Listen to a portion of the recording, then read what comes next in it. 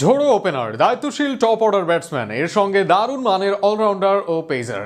Asia cup জয় করা হয়ে গেছে, সাথে দক্ষিণ আফ্রিকায় গিয়ে পাচ্ছে একের পর এক জয়।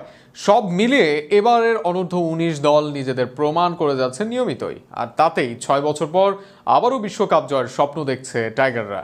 এবারের অনূর্ধ্ব-19 দলের প্রতিভা ও টাইগারদের বিশ্বকাপ জয়ের সম্ভাবনা নিয়ে বিস্তারিত থাকছে প্রতিবেদনে।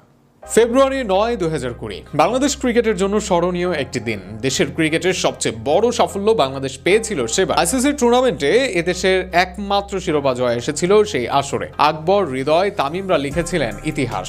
6 বছর পর আবারও সেই ইতিহাসের পুনরাবৃত্তির ব্যাপারে আশাবাদী বাংলাদেশকে। আশা দেখাচ্ছে নিজেদের যুব দল। দক্ষিণ আফ্রিকার মাঠে বাংলাদেশের একের পর এক দুর্দান্ত পারফরমেন্সে যে আশা আরো ঘনীভূত হচ্ছে। এই যুব দল এই বছর জয় করে এশিয়া কাপ শিরোপা। ফাইনালে ভারত পাত্তাই দেয়নি তারা। সেই ভারত দলে ছিলেন সূর্যবংশী, আয়ুষের মতো খেলোয়াড়, যারা আইপিএল মাতিয়ে এসেছেন। সূর্যবংশী তো সেঞ্চুরিও করেছেন, আয়ুষও খেলেছেন দুর্দান্ত। অথচ ফাহাদ ইমনদের বোলিং তোপে সেদিন অসহায় ছিলেন এই দুই ব্যাটার সহ পুরো ভারত দল। এশিয়া কাপের পর এবার বিশ্ব শাসন করে যাচ্ছে বাংলাদেশ। আগামী বছর বিশ্বকাপের আগে নিজেদের প্রমাণ করতে সিরিজ খেলছে বাংলাদেশ দল, আর সেখানে দুর্দান্ত পারফরমেন্স তাদের। দক্ষিণ আফ্রিকাকে তাদের মাঠে সিরিজ হারিয়েছে বাংলাদেশ। এছাড়া জিম্বাবুয়েতে অনুষ্ঠিত 3 দলের টি-20 সিরিজের ফাইনালে পৌঁছে গেছে বাংলাদেশ দল। একটা ভারসাম্যপূর্ণ দলের যা কিছু থাকা দরকার তার প্রায় সবটাই আছে বাংলাদেশ দলের। ওপেনিং পজিশনে জাওয়াদ আবরার নিয়মিত রান করছেন, একই সঙ্গে ঝোড়ো শুরু এনে দিচ্ছেন। অনূর্ধ্ব-19 পর্যায়ে এমন কিছু কবে দেখেছে বিশ্ব? 46 এভারেজের সঙ্গে 100-র অধিক স্ট্রাইক রেট জাওয়াদের মাঝেই ফেলেছেন আলোড়ন।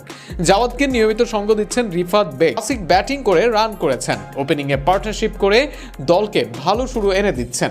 এরপর 3-এ নামা অধিনায়ক আজিজুল তামিম তো আবার এই বয়সের বিরাট কোহলি। অনূর্ধ্ব-19 পর্যায়ে ব্যাট করছেন 56 এভারেজে। জাতীয় দলে অলরাউন্ডার পাওয়া যায় না, দলে আছেন 2 জন কার্যকর অলরাউন্ডার। বিশেষ করে বলতে হয় সামিউন বশির রাতুলের কথা।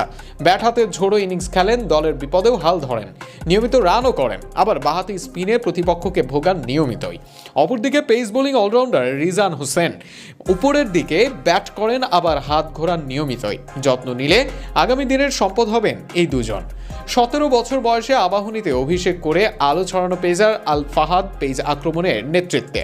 তার সঙ্গে আছে চ্যাম্পিয়ন ফরচুন বরিশালে বিপিএল খেলা ইকবাল হোসেন ইমন। গতি ও সুইংয়ে যিনি করতে পারেন কুপকাত।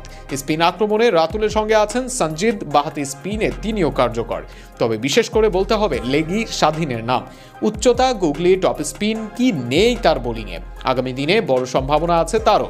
সবকিছু মিলিয়েই প্রতিভার ছড়াছড়ি এই যুব দলে। আগামী দিনে পরিচর্যা করলে এরাই হবে বাংলাদেশ ক্রিকেটের ভবিষ্যৎ তারকা।